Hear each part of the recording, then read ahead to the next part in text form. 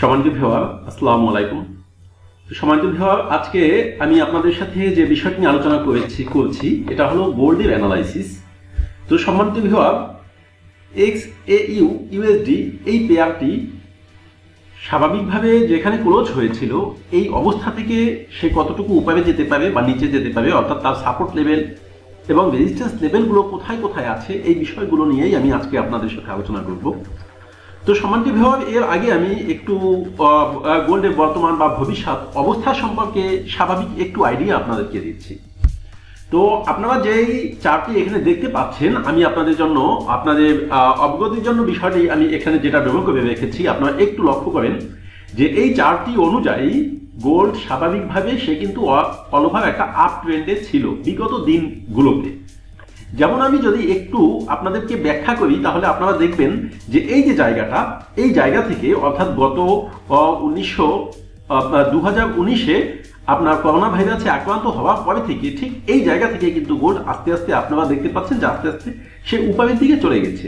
আর এই যে জায়গাটা আমি আপনাদেরকে জন্য ড্র করেছি, এই জায়গা থেকে যদি আমরা হিসাব করি তাহলে কিন্তু দেখেন একটা ব্যাপার, অলভাবে সে উপরের দিকে। তবে হ্যাঁ, এটা একটা বিষয় যে এখান থেকে যদি আমরা একটু ফলো করি তাহলে আমার মধ্যে মনে হয় যে এটা সাইডওয়ে অবস্থায় রয়েছে। কিন্তু সাইডওয়ে অবস্থা থাকলেও সে কিন্তু ডাউনে আসেনি। একটু লক্ষ্য করবেন আপনারা যে সে কিন্তু অলরেডি ডাউনে আসেনি। এখান থেকে যদি আমরা একটু থিঙ্ক করি তাহলে দেখতে পাই আমরা এটা সাইডওয়ে অবস্থানে রয়েছে। কিন্তু এই জায়গা থেকে গত আপনার 2019-এর পরে থেকে মার্কেট কিন্তু আপ ট্রেন্ডে চলে গেছে। একদম সে একটা কমপ্লিটলি একটা আপ ট্রেন্ডে সে ছিল। এই যে কমপ্লিটলি আপ ট্রেন্ডটা সে ধরে রেখেছে দীর্ঘদিন, কিন্তু এই আপ ট্রেন্ডটা সে গোল্ডটা অবস্থান করেছিল। এরপরে আমরা যখন দেখলাম যে করোনা পরিস্থিতি আস্তে আস্তে স্বাভাবিক হওয়া শুরু করার পরে থেকে সে কি করেছে, সে আস্তে আস্তে আবার ডাউনে চলে আসছে। তো গোল্ডের প্রাইস আস্তে আস্তে পড়ে গিয়েছে এবং মার্কেটটা ডাউন দিকে চলে আসতে ছিল। কিন্তু আপনারা জানেন যে বর্তমানে এই বেশ কিছুদিন যাবৎ ওমিক্রন নামে যে ভাইরাসটি আবার নতুন এসেছে সেই করোনার রূপ নিয়ে কিংবা তার থেকেও ভয়াবহ রূপ নিয়ে, তো এর কারণে বিশ্ব অর্থনীতিতে আবার বড় ধরনের একটা মেচাকার হওয়ার সম্ভাবনা রয়েছে। যার কারণে বিশ্ব স্বাস্থ্য সংস্থাও কিন্তু এর পরে বিভিন্ন বিবৃতি দিচ্ছে, যার কারণে গোল্ডটা আস্তে আস্তে আবার কি হচ্ছে, আবার স্ট্রং হচ্ছে। তো যাই হোক, আমি এই যে বিষয়টা আপনাদেরকে ড্র করে দেখালাম যে এখন আমি প্র্যাকটিক্যাল মার্কেটের সাপোর্ট লেভেল এবং রেজিস্ট্যান্স লেভেলটা সম্পর্কে একটু আলোচনা করবো আপনাদের সাথে। সম্মানিত ভিউয়ার, আপনারা দেখতে পাচ্ছেন যে এই জায়গা থেকে মার্কেটকে যদি আমি একটু থিঙ্ক করি তাহলে মার্কেট এই জায়গা থেকে আমি একটু আগে আপনাদেরকে যে বিষয়টা দেখিয়েছিলাম যে মার্কেট এই জায়গা থেকে দেখেন যখন করোনা পরিস্থিতি স্বাভাবিক হচ্ছিল তখন আস্তে আস্তে কিন্তু ডাউন ট্রেন্ডে আসছিল। আমি কিছুক্ষণ আগে আপনাদেরকে যেটা দেখিয়েছিলাম, দেখেন এই যে এটা হলো আমাদের উইকলি ক্যান্ডেল অনুযায়ী আমি আপনাদের সাথে আলোচনা করেছিলাম। কিন্তু আমরা যখন ডেইলিতে গিয়ে আমরা দেখতে পেলাম যে সেই উইকলির যে এই জায়গা থেকে মার্কেটটা নামছিল, আমরা দেখলাম যে ডেইলি অনুযায়ীও ঠিক মার্কেটটা ডাউন ট্রেন্ড ধরেছিল। কিন্তু ডাউন ট্রেন্ড ধরে রেখে সেই ডাউন অবস্থাটা ধরে রাখতে পারবে না বর্তমান অবস্থা থেকে। সেই ক্ষেত্রে মার্কেটের অবস্থাটা কি হতে পারে আমরা একটু দেখি বিষয়গুলো। তো সম্মানিত যে কথা বলছিলাম যে এই জায়গা থেকে বর্তমান যে ওমিক্রন করোনা ভাইরাসের কারণে সারা বিশ্বের অর্থনীতি যে মেচাকাটা চলে আসতেছে, এর ধারাবাহিকতা অনুযায়ী আপনারা জানেন যখন বিশ্ব অর্থনীতি ফল করে তখন স্বাভাবিকভাবে গোল্ড এটা প্রাইসটা হাই হয়ে যায়, গোল্ডের প্রাইস বেড়ে যায়। যেহেতু গোল্ড একটা আমরা জানি যে এটা একটা ধাতু যেটা প্রাইস কখনো কোনোদিন কমবে না। আমরা যদি সেই ধর্মীয় দৃষ্টিকোণ থেকেও বলি, আমাদের ইসলাম ধর্মেই আমাদের রয়েছে যে বিশ্ব অর্থনীতি যখন কাগজি মুদ্রা ধ্বংস হয়ে যাবে পৃথিবী থেকে কিংবা অনলাইন যে কারেন্সিগুলো এগুলো যখন ধ্বংস হয়ে যাবে তখন গোল্ডের প্রাইসটাই থাকবে। সেই হিসেবে যখন সারা বিশ্ব যে কোনো বড় ধরনের একটা ক্রাইসিসের সৃষ্টি হয় এই সময় গোল্ডের প্রাইসটা বেড়ে যায়। তারই ধারাবাহিকতা অনুযায়ী গোল্ড কিন্তু আস্তে আস্তে সে প্রাইস তার ভ্যালুটা বাড়া শুরু করেছে।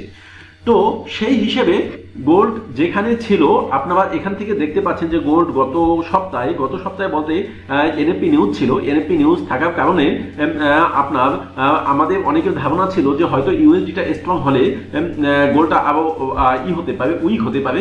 কিন্তু এই ধারণাটাও অনেকের ভুল, কারণ ইউএসডি স্ট্রং হলে যে গোল্ড উইক হবে ইউএসডির সাথে থাকা সত্ত্বেও এই কথা কিন্তু কোনো অবস্থাতেই মোটেই ঠিক নয়। তো যাই হোক এই অত বিস্তারিত ডিপে আমি যাব না, আমি যেখান থেকে আলোচনা করছি দেখেন বর্তমানে গোল্ড যেখানে ক্লোজ হয়েছিল সেটা ছিল আপনার 1783 বা মনে করেন 84-85 এই লেভেলে গোল্ডটা ক্লোজ হয়েছিল। তো এই জায়গা থেকে গোল্ড যদি নিচের দিকে চলে যায়, সম্মানিত ভিউয়ার আপনারা একটু লক্ষ্য করেন যে গোল্ড যদি এই জায়গা থেকে ঠিক ডাউনের দিকে ডাউনমুখী হয় তাহলে গোল্ড কতটুকু যেতে পারে। তো সেই ক্ষেত্রে আমি বেশি না, আমি এখান থেকে বলবো যে 1750-এ গোল্ডের একটা সাপোর্ট লেভেল রয়েছে। এই সাপোর্ট লেভেলটা যে অত স্ট্রং সাপোর্ট লেভেল এ কথা মোটেও ঠিক না, বাট এখানে একটা সাপোর্ট লেভেল গোল্ডের জন্য রয়েছে, তবে যে কোনো সময় এই লেভেলটা ভেঙে ফেলতে পারে। তো এর পরবর্তীতে গোল্ডের জন্য যে সাপোর্টটা রয়েছে এই সাপোর্টটা হলো 1720 বা 15 বা 10 যেটাই ধরেন না কেন, এই লেভেলটা কিন্তু মোটামুটি একদম খারাপ না, এই লেভেলটা মোটামুটি ভালো একটা স্ট্রং সাপোর্ট লেভেল বর্তমান অবস্থা থেকে গোল্ডের। যদি ওই সাপোর্ট লেভেলটা গোল্ড ভেঙে ফেলে, তো সম্মানিত ভিউয়ার এই সাপোর্ট লেভেলটা ভেঙে ফেললে গোল্ড যেখানে যেতে পারে সেটা হলো আপনার 1670 বা 80। তা আমার মনে হয় না যে 1670 বা 80 এই লেভেলটা গোল্ড আগামী সপ্তাহ পর্যন্ত, অর্থাৎ আগামী বিশেষ করে আমি যে অ্যানালাইসিসটা আপনাদের সাথে আলোচনা করছি এটা হলো 10 বা 11 ডিসেম্বর। তো ডিসেম্বর 10 বা 11 পর্যন্ত মার্কেট এর নিচে যাবে বলে আমার কাছে মনে হচ্ছে না। অর্থাৎ সেই হিসাবে যদি আমি চিন্তা করি তাহলে বর্তমান অবস্থা থেকে 100 পিপস ডাউনে গোল্ড মোটামুটি যেতে পারে। এর নিচে গোল্ড যাওয়ার সম্ভাবনা আমার কাছে মনে হচ্ছে না খুব একটা রয়েছে, তবে ফান্ডামেন্টালি কারণে ব্যতিক্রম কিছু ঘটতে পারে, এটাই স্বাভাবিক। তবে আমার কাছে মনে হচ্ছে না যে কোনো অবস্থাতে এই লেভেলটাকে গোল্ড ভেঙে ফেলবে। তো সেই হিসাবে আমি আপনাদেরকে বলবো যে যদি আপনারা কেউ ডাউনের চিন্তা করেন যে গোল্ড এখান থেকে ডাউনে চলে যেতে পারে, তাহলে আপনারা সর্বশেষ ধরে নিতে পারেন যে এখান থেকে বর্তমান অবস্থা থেকে তার 130 ডাউনে সে যেতে পারে। তো সম্মানিত ভিউয়ার এই 130 ডাউনের ভিতরে আমি আপনাদের জন্য আরো দুইটি লেভেল দেখিয়ে দিলাম। একটা হলো আপনার 1720 বা 10 বা 15, আর একটা লেভেল হলো 1750 বা 60। তো যাই হোক সম্মানিত ভিউয়ার এই লেভেলগুলো হলো গোল্ডের জন্য বর্তমান অবস্থা থেকে সাপোর্ট লেভেল। তো আমরা যদি গোল্ডের বর্তমান অবস্থা থেকে রেজিস্ট্যান্স লেভেলটাকে সার্চ করি, রেজিস্ট্যান্স লেভেল হিসেবে বর্তমান যে পজিশনে রয়েছে গোল্ড, এই জায়গা থেকে রেজিস্ট্যান্স লেভেল রয়েছে 1830 বা 40, অর্থাৎ বর্তমান অবস্থা থেকে 50 বা 60 পিপস উপরে গোল্ডের জন্য একটা রেজিস্ট্যান্স লেভেল রয়েছে। এটা ফার্স্ট রেজিস্ট্যান্স লেভেল গোল্ডের জন্য। আমরা যদি সেকেন্ড রেজিস্ট্যান্স লেভেলটাকে সার্চ করি, সম্মানিত ভিউয়ার সেকেন্ড রেজিস্ট্যান্স লেভেলটা গোল্ডের জন্য রয়েছে আপনার 1870 বা 80, 1870 বা 80 বা 75 যেটাই বলেন না কেন, এই লেভেলটা হলো গোল্ডের জন্য সেকেন্ড রেজিস্ট্যান্স লেভেল বর্তমান অবস্থা থেকে রয়েছে। এবং গোল্ডের জন্য থার্ড রেজিস্ট্যান্স লেভেল এই বর্তমান অবস্থা থেকে রয়েছে, যেটা আমার কাছে মনে হয় 1915 বা 20, 1915 বা 20 এই লেভেলটা মোটামুটি গোল্ডের জন্য ভালো একটা লেভেল রয়েছে। এর পরের লেভেলও যদি আপনি বুঝতে চান, আমি তারপরের লেভেলটাকে বলবো যে 1960 এই লেভেলটা গোল্ডের জন্য অনেক ভালো একটা স্ট্রং রেজিস্ট্যান্স লেভেল। অর্থাৎ বর্তমান অবস্থা থেকে এই 1960 লেভেলটা গোল্ডের জন্য অনেক বড় ধরনের একটা রেজিস্ট্যান্স লেভেল। যে এই রেজিস্ট্যান্স লেভেলে যদি গোল্ড যায় তাহলে আমার মনে হয় না যে এই রেজিস্ট্যান্স লেভেল পর্যন্ত যাওয়ার পরে গোল্ড একবারে উপরের দিকে উঠে যাবে। হয়তো এই জায়গা থেকে গোল্ড কিছুটা আপ ডাউন করে সাইডওয়ে কিছুটা থেকে এরপরে বড় ধরনের একটা টান যে কোনো দিকে দিতে পারে। তবে যদি ওমিক্রন এই ভাইরাসটা মানে সংক্রমণ দিন দিন বেড়ে চলে এবং এর অবস্থা আস্তে আস্তে খারাপ হতে থাকে, তাহলে গোল্ড কিন্তু কোনো অবস্থায় ডাউনমুখী হবে না। আমার যেটা মনে হয় যে টোটাল উইন্টার সিজনটাকে গোল্ড আপ ট্রেন্ডে থেকেই গোল্ড পার করার সম্ভাবনা রয়েছে। সেই ক্ষেত্রে আমি যেটা ব্যক্তিগতভাবে মনে করি, আপনারা যারা গোল্ডে ট্রেড করে থাকেন এরা একটু আপ ট্রেন্ড গোল্ড ধরতে পারে বা একটু উপরে যেতে পারে, সে ঊর্ধ্বমুখী হতে পারে, এরকম মেন্টালিটি নিয়েই গোল্ডকে মোটামুটি ফেস করার চেষ্টা করবেন আপনারা। আর যদি ডাউনের দিকে চলে যায় সেক্ষেত্রে যাতে যথেষ্ট পরিমাণ ব্যাকআপ থাকে এতটুকু এইটা আপনারা নিশ্চিত করে গোল্ডে ট্রেড করবেন। তো আসলে বিষয় হলো ফরেক্স মার্কেটে যত কারেন্সি আছে তার ভিতরে গোল্ড কিন্তু একটা অন্যতম high risk. Please subscribe our channel. XAU and USD এটা একটা হাই রিস্ক পেয়ার। এই পেয়ারে যদি আপনাদেরকে ট্রেড করতে হয় সেই ক্ষেত্রে আপনাদের অনেক সতর্কতার সাথে এই পেয়ারে আপনাদেরকে ট্রেড করতে হবে। তো সম্মানিত ভিউয়ার এখানে একটা বিষয় হলো যে ফরেক্স মার্কেট কিন্তু অত্যন্ত গুরুত্বপূর্ণ একটা হাই রিস্ক মার্কেট বা বিজনেস, এই বিজনেসে যদি কেউ আপনারা ট্রেড করেন তাহলে আমি আপনাদেরকে বলবো, রিকোয়েস্ট করে বলবো কথাটা, সেটা হলো আপনারা অলস টাকা যদি কারো কাছে থাকে এই টাকাকে ইনভেস্ট করে এখানে ট্রেড করবেন। আপনারা কেউই এখানে প্রয়োজনীয় টাকাটাকে ইনভেস্ট করে এখানে ট্রেড করার চেষ্টা করবেন না বা প্রয়োজনীয় টাকাটাকে এখানে ইনভেস্ট করবেন না।